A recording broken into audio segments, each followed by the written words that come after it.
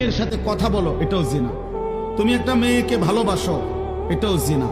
একটা মেয়ের কথা শুনো, এটাও জিনা। একটা মেয়ের সাথে হাঁটো, এটাও জিনা। কোনো ভিন মেয়েকে ছুঁয়ে দিলা, এটাও জিনা। তার দিকে তাকায় থাকলা, এটাও জিনা। তাকে নিয়ে কল্পনা করলা অন্তরে, এটাও জিনা। আবার লজ্জাস্থানের জিনা করিলে এটাও জিনা। চোখেরটাও জিনা, হাতেরটাও জিনা, কানেরটাও জিনা, দিলেরটাও জিনা, পায়েরটাও জিনা, লজ্জাস্থানেরটাও। একেবারে স্পষ্ট কোরআন শরীফে বিবাহ বহির্ভূত সম্পর্ককে প্রেম বলে না, ভালোবাসা বলে না, ব্যভিচার বলে, জিনাকার বলে। এজন্য কেউ যদি মনে করো 3 বছর কোনো মেয়ের সাথে সম্পর্ক, 5 বছর কোনো মেয়ের সাথে সম্পর্ক, তো এ মনে রাখতে হবে সম্পর্ক না, বরং 3 বছরের জিনাকারী, 5 বছরের ব্যভিচারী।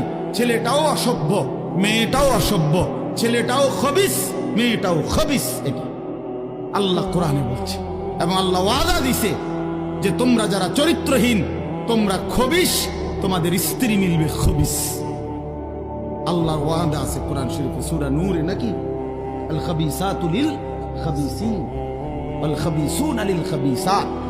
খবিস আল্লাহ বলছে, পুরুষ তুই চরিত্রহীন, তোর বেটি মিলবে চরিত্রহীন।